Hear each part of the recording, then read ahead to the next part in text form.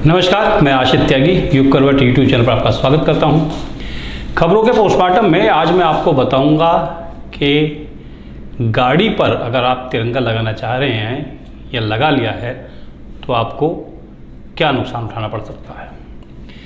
केंद्र सरकार कौन कौन से ऐसे कानून बदलने जा रही है जो अंग्रेज़ों के ज़माने के हैं और जिन्हें हम गुलामी की निशानियाँ मांगते हैं। इसके बाद फिर मैं आपको बताऊंगा कि दिल्ली में रोहिंग्या की संख्या कैसे लगातार बढ़ती जा रही है। लेकिन पहले आज का बुलेटिन।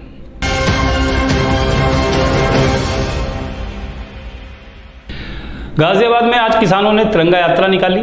यात्रा दुहाई से शुरू हुई थी और कलेक्ट्रेट पर जाकर समाप्त हुई। किसानों ने जिला मुख्यालय पर नारेबाजी भी की।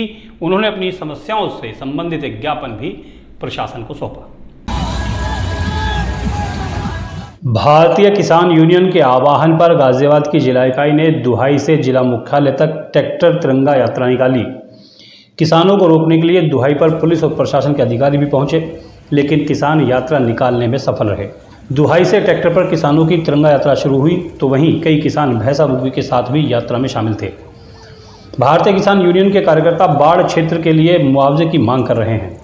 दरअसल बाढ़ के बाद कई इलाकों में किसानों की फसलें चौपट हो गई हैं। किसानों की हालत इस समय ठीक नहीं है। ऐसे में किसान अपनी बर्बाद हुई फसल का उचित मुआवजा चाहते हैं। इसके अलावा आवारा पशुओं से छुटकारा, निजी नलकूपों पर मीटर न लगाने, सिंचाई के लिए निःशुल्क बिजली, गन्ने का भाव बढ़ाने, चीनी मिलों पर बकाया का भुगतान कराने, एमएसपी पर कानून बनाने, किसानों के लिए उर्वरक उपलब्ध कराने, भूमि अधिग्रहण की नीतियों को किसानों के अनुरूप बनाने की मांग भी की गई है। उधर नोएडा में भी किसान संगठनों ने कई जगहों पर प्रदर्शन किया। भारतीय किसान यूनियन टिकैत ने ट्रैक्टर तिरंगा यात्रा निकालकर कलेक्ट्रेट और सेक्टर 19 स्थित नगर मजिस्ट्रेट कार्यालय पर प्रदर्शन किया। ब्यूरो रिपोर्ट, युग करवट।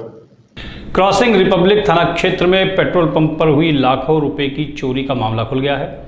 इस घटना का मास्टरमाइंड पेट्रोल पंप का सुपरवाइजर ही निकला। उसने अपने साथी से चोरी कराई थी। पुलिस ने दोनों को गिरफ्तार कर लिया है। ये थाना क्रॉसिंग रिपब्लिक क्षेत्र के अंतर्गत एक प्रतीक फ्यूल स्टेशन है, जिनके ऑनर प्रतीक गर्ग हैं। इनके द्वारा एक शिकायत थाना रिपब्लिक क्रॉसिंग पर दी गई कि दिनांक 7/8/23 को एक मास्क लगाकर एक व्यक्ति है जो इनके फ्यूल स्टेशन पर आता है और इनके ऊपर बने जो ऑफिस है वहाँ पर तिजोरी में जो इनका पैसा रखा हुआ है वो लेकर फरार हो गया है। इस सूचना पर थाना क्रॉसिंग रिपब्लिक पर तत्काल मुकदमा पंजीकृत कराया गया और इसमें टीम का गठन किया गया। सीसीटीवी कैमरे हैं, उनकी फोटोज़ वगैरह खंगाली गई, सर्विलांस की मदद ली गई। तो इसमें आज इस घटना का सफल अनावरण किया गया है। इसमें प्रतीक फ्यूल स्टेशन पर जो कार्यरत सुपरवाइज़र हैं विशाल और उनके एक साथी जैद हैं, इनके द्वारा ये घटना कारित की गई है और इनकी अरेस्टिंग पुलिस के द्वारा की गई है। विजयगढ़ थाना पुलिस ने एक चोर को गिरफ्तार किया है। इसके कब्जे से चोरी किया गया सामान भी बरामद हुआ है। उधर घंटाघर कोतवाली थाना पुलिस ने भी एक वाहन चोर को गिरफ्तार किया है। विश्व ब्रह्मऋषि महासभा ने अपने संगठन का विस्तार किया है। अंबेडकर रोड पर हुए एक कार्यक्रम में इसकी घोषणा की गई थी। महासभा के अध्यक्ष बीके शर्मा हनुमान ने पदाधिकारियों को नियुक्ति पत्र सौंपे। विश्व ब्रह्मऋषि ब्राह्मण महासभा के संस्थापक अध्यक्ष बीके शर्मा हनुमान ने कहा कि ब्राह्मण समाज सदैव देश की एकता, अखंडता, वैदिक संस्कृति, सर्वे भवन्तु, साहित्यिक, सामाजिक, धार्मिक परंपराओं और देश को समृद्धशाली बनाने में अग्रणी भूमिका निभाता रहा है। दरअसल यहाँ एक कार्यक्रम हुआ था जिसमें विश्व ब्रह्मऋषि ब्राह्मण सभा का विस्तार किया गया।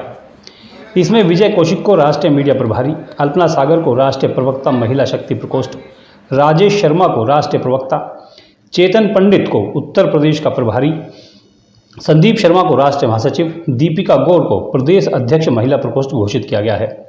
इस कार्यक्रम में पूर्व दर्जा प्राप्त मंत्री बलदेवराज शर्मा, संतोष कुमार कौशिक, महेश शर्मा, कपिल पंडित, योगेश दत्त गौड़, लोकेश कौशिक, रघुनंदन भारद्वाज, ऋषिपाल शर्मा, आरसी शर्मा, मनोज शर्मा, देवेंद्र शर्मा, शिवानंद गौड़, विनीत शर्मा, पूनम भारद्वाज, सीमा भार्गव आदि मौजूद रहे। ब्यूरो रिपोर्ट, युग करवट।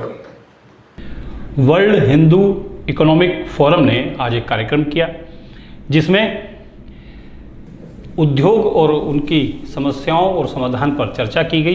इसमें वक्ताओं ने जो देश बदल रहा है, उद्योग नीति बदल रही है, उस पर चर्चा की।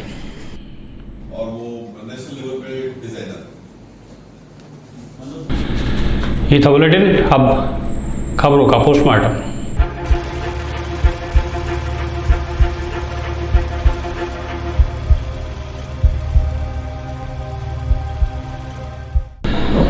दोस्तों, हम सभी जानते हैं कि 3 दिन बाद भारत अपना स्वाधीनता दिवस मनाएगा 15 अगस्त को। हम लोग 15 अगस्त का जश्न जब मनाते हैं तो कई चीज़ें हम गलत कर जाते हैं, भूलवश हो जाता है, कई चीज़ों की हमें जानकारी नहीं होती। जश्न के इस दौर में हम गाड़ियों पर झंडा लगाना शुरू कर देते हैं, लेकिन क्या आप जानते हैं कि गाड़ियों पर झंडा लगाना आपके लिए मुसीबत हो सकता है। दरअसल अगर आपने भी अपनी कार पर तिरंगा लगाने की सोची है या खरीद लिया है तो थोड़ा संभल जाइएगा। इंडियन फ्लैग कोड के मुताबिक झंडा लगाने का अधिकार सिर्फ कुछ लोगों को ही है, यानी कि अपनी गाड़ी पर कुछ ही लोग झंडा लगा सकते हैं। यदि आप उन लोगों में शामिल नहीं हैं तो आपको गाड़ी पर झंडा लगाने का अधिकार नहीं है। 21 साल पहले 2002 में इंडियन फ्लैग कोड बनाया गया था, जिसमें झंडा फहराने के कुछ नियम बनाए गए थे। जिन लोगों को अपनी गाड़ी पर राष्ट्रीय ध्वज लगाने का अधिकार है उनमें राष्ट्रपति हैं, उपराष्ट्रपति हैं, प्रधानमंत्री हैं, कैबिनेट मंत्री हैं, स्पीकर हैं, डिप्टी स्पीकर हैं, गवर्नर, लेफ्टिनेंट गवर्नर, मुख्यमंत्री, विधान परिषद और विधानसभा के अध्यक्ष, chief justice of India, supreme court के जज, हाई कोर्ट के चीफ जस्टिस। केवल ये लोग अपनी गाड़ी पर तिरंगा कानूनी तौर पर लगा सकते हैं। अगर आप और हम या सामान्य नागरिक अपनी गाड़ी पर तिरंगा झंडा लगाकर चलते हैं तो पुलिस को अधिकार है कि वो चालान कर सकती है। भारत में 2004 में लोगों को घर पर तिरंगा फहराने की इजाज़त दी गई थी। इससे पहले लोग अपने घरों पर तिरंगा नहीं लगा सकते थे, यानी कि भारत का राष्ट्रीय ध्वज 2004 से पहले अपने घर की छतों पर लगाना, गेट पर लगाना कानूनन प्रतिबंधित था। अब आप अपने घर पर तिरंगा लगा सकते हैं। पहले रात में राष्ट्रध्वज फहराना, लगाए रखना भी कानूनन प्रतिबंधित था, लेकिन अब रात में राष्ट्रध्वज लगाया जा सकता है। 2009 में रात में राष्ट्रीय ध्वज लगाने की अनुमति हमको मिली थी, लेकिन इसके लिए एक शर्त ये है कि रात को भी उतनी ही रोशनी का इंतज़ाम तिरंगे के राष्ट्रीय ध्वज के आसपास किया जाएगा जितना दिन में होता है। स्वतंत्रता की बात हो रही है तो 9 अगस्त का दिन याद कर लेते हैं। ये दिन दिल्ली के चांदनी चौक के लिए बहुत महत्वपूर्ण है। आज़ादी की लड़ाई का दौर देश में चल रहा था। भारत को स्वाधीन करने के लिए, आज़ाद करने के लिए युवा मर मिटने को तैयार थे। चांदनी चौक में क्रांतिकारियों की टोली गगनभेदी नारे लगा रही थी। सामने पुलिस वालों का एक बड़ा दस्ता खड़ा था। दोनों ओर से भिड़ंत हो गई, गोलियां चली, लाठियां चली, लोग गिरे, मरे, कुछ आगे बढ़ गए। उस दिन क्रांतिकारियों पर दिल्ली में अंग्रेज पुलिस ने गोलियां चलाई थी। ये वर्ष 1942 का 9 अगस्त का दिन था और घटना चांदनी चौक की थी। कटरा नील के बाहर क्रांतिकारियों पर पुलिस की गोलियां चलाई जा रही थीं, इसमें कई जो युवा अपनी जान गंवा चुके थे। महात्मा गांधी ने तय किया था कि 8 अगस्त को मुंबई में तो 9 अगस्त को चांदनी चौक में टाउन हॉल पर तिरंगा झंडा फहराया जाएगा। कुछ दिन पहले ही लॉर्ड हार्डिंग में जुलूस पर कटरा नील के सामने लाला हनुमत साहब द्वारा बम फेंकने की घटना हुई थी। उसके बाद पुरानी दिल्ली में सुरक्षा व्यवस्था अंग्रेज सरकार ने बढ़ा दी थी। जैसे ही अंग्रेज सरकार को झंडा फहराने के कार्यक्रम की जानकारी मिली तो टाउन हॉल के आसपास बहुत भारी संख्या में पुलिस बल तैनात कर दिया गया। अरुणा आसफ अली ने झंडा फहराने के कार्यक्रम की बागडोर अपने हाथ में ले रखी थी। 9 अगस्त को वो टाउन हॉल के सामने पहुंच गए। पहले से ही रामचरण अग्रवाल, कुंदनलाल शर्मा, वीर मुश्ताक अहमद आदि वहाँ मौजूद थे। अरुणा आसिफ अली ने सब पहुँचते ही सबके साथ वहाँ पर झंडा फहराया था। भारत की केंद्र सरकार कानूनों में संशोधन करने जा रही है। इसके लिए सरकार दंड प्रक्रिया संहिता संशोधन विधेयक 2023 लाई है। इसकी जानकारी लोकसभा में केंद्रीय मंत्री गृह मंत्री अमित शाह ने दी। Indian penal code, criminal procedure code और इंडियन एविडेंस कोड, इन तीनों में अब बदलाव किया जाएगा। इंडियन पीनल कोड 1860 की जगह अब भारतीय न्याय संहिता 2023 होगा। क्रिमिनल प्रोसीजर कोड की जगह भारतीय नागरिक सुरक्षा संहिता 2023 स्थापित किया जाएगा और इंडियन एविडेंट एक्ट 1872 की जगह भारतीय साक्ष्य अधिनियम लागू किया जाएगा। गृह मंत्री ने लोकसभा में बताया कि तीनों कानूनों को सरकार रिप्लेस करके इनकी जगह 3 नए कानून बना रही है, जिससे जो उनकी भावना है वो भारतीयों को अधिकार देने की है। इन कानूनों का उद्देश्य किसी को दंड देना नहीं होगा, इनका उद्देश्य लोगों को न्याय देना होगा। 18 राज्यों, 6 केंद्र शासित राज्यों, भारत की सुप्रीम कोर्ट, 22 हाई कोर्ट, न्यायिक संस्थाओं, 142 सांसद और 270 विधायकों के अलावा जनता ने भी इन विधेयकों को लेकर अपने सुझाव दिए थे। 4 साल तक इस पर काफ़ी चर्चाएं हुई और 158 बैठकें इस मामले को लेकर हुई थी। क्या आप यकीन करेंगे कि अगर कोई व्यक्ति अपनी सुरक्षा पर 1 लाख रुपया महीना खर्च करे और फिर भी उसकी हत्या कर दी जाए? मुरादाबाद में ऐसे ही हुआ है। संभल के अनुज चौधरी मुरादाबाद में रहते थे। उन्होंने असमोली ब्लॉक से ब्लॉक प्रमुख पद का चुनाव भी लड़ा था। चुनाव में दूसरे प्रत्याशी, जो प्रतिद्वंदी प्रत्याशी से, उनकी रंजिश हो गई थी। अनुज चौधरी का पेशा प्रॉपर्टी डीलिंग से जुड़ा हुआ था, तो ज़मीन की खरीद फरोख्त में भी उनकी दुश्मनी कई लोगों से थी। चुनाव के दौरान प्रशासन ने उनको 3 सुरक्षाकर्मी उपलब्ध कराए थे। चुनाव संपन्न होने के बाद 2 सुरक्षाकर्मी वापस ले लिए गए। 1 पुलिसकर्मी उनके साथ सुरक्षा में था। अपनी सुरक्षा को लेकर चिंतित रहने वाले अनुज चौधरी ने निजी सुरक्षा कर्मचारी नियुक्त कर लिए। इन पर वो 1 लाख रुपए महीना खर्च करते थे। हमेशा अपने दोस्तों और सुरक्षाकर्मियों से घिरे रहने वाले अनुज चौधरी को यह आभास था कि उन पर कभी भी हमला हो सकता है। अनुज जब घर से बाहर निकलते थे तो 3 गाड़ियां साथ चलती थी, एक गाड़ी आगे, एक गाड़ी पीछे और बीच वाली गाड़ी में अनुज खुद होते थे। लेकिन इतने बड़े तामझाम के बावजूद मुरादाबाद की पार्श्वनाथ प्रतिभा सोसाइटी में उनकी हत्या कर दी गई। अनुज चौधरी भारतीय जनता पार्टी से जुड़े हुए थे। 35 साल उनकी उम्र थी। उन्हें सिर में, कंधे में, पीठ में 4 गोलियां मारी गई थी। जिस सोसाइटी में यह घटना हुई है उस सोसाइटी में एंट्री और एग्जिट के लिए, मतलब प्रवेश के लिए और निकलने के लिए 2 गेट हैं। गेट नंबर 2 हाईवे की तरफ आता है और गेट नंबर 1 नया मुरादाबाद की तरफ खुलता है। इस गेट से निकलने पर सुनसान क्षेत्र है, दूर तक कोई आवाज़ नहीं है। घटना के बाद पुलिस ने गेटों के सीसीटीवी कैमरों की फुटेज निकाली तो पता चला कैमरे कई दिन से खराब हैं। अब पुलिस इस बात की जांच कर रही है कि कहीं कैमरों का खराब होना भी इस हत्या की साजिश का हिस्सा तो नहीं है। पुलिस के हाथ एक सीसीटीवी कैमरे की फुटेज लगी है जिसमें दिख रहा है कि अनुज चौधरी टहलते हुए गेट संख्या 1 के सामने सड़क पर पहुंच गए हैं। इसी दौरान पीछे से एक बाइक आती है। बाइक पर 3 लोग सवार हैं।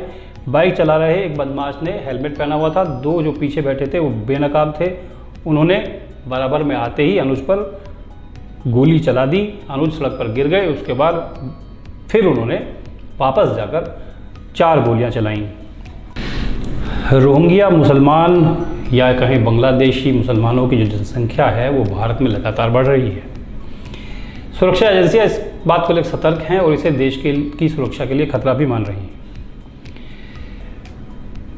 राष्ट्रीय राजधानी दिल्ली में कोरोना काल के बाद से रोहिंग्याओं के खिलाफ सख्त कार्रवाई नहीं हुई है। यही कारण है कि इनकी संख्या लगातार बढ़ रही है। उत्तर प्रदेश ATS ने जिस तरह से कार्रवाई की वैसी कार्रवाई राजधानी दिल्ली में होनी जरूरी है, ये लोग कहने लगे हैं। दिल्ली में यदि इन्हें हटाया जाए तो यमुना का सारा खादर क्षेत्र खाली हो जाएगा।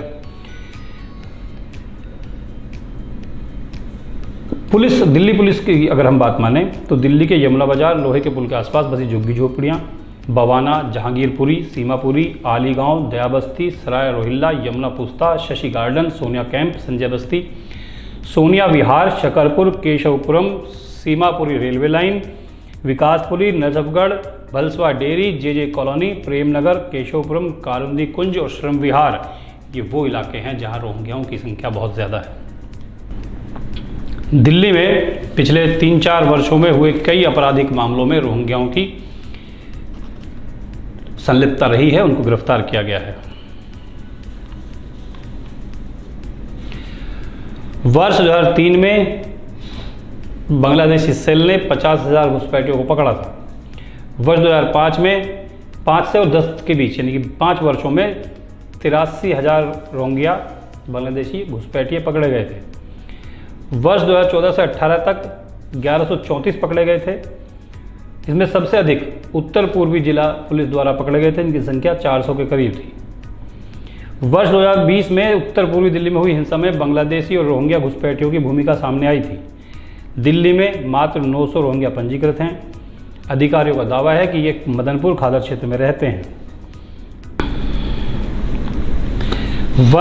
इसी वर्ष जुलाई महीने में बीता महीना है, इसमें तकरीबन 25 लोग रोहिंग्या पकड़े गए हैं जो अवैध रूप से भारत में रह रहे थे।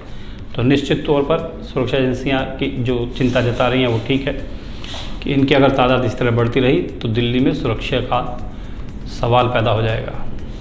तो आज के लिए बस इतना ही। गाज़ियाबाद और उसके आसपास की तमाम खबरों को जानने के लिए देखिए युग करवट यूट्यूब चैनल, और विस्तृत रूप से जानकारी आप चाहते हैं तो पढ़िए युग करवट समाचार पत्र। आज का आपको खबरों का पोस्टमार्टम कैसा लगा ज़रूर बताइएगा। युग करवट यूट्यूब चैनल को सब्सक्राइब करें, वीडियो को लाइक करें, शेयर जरूर करें। नमस्कार।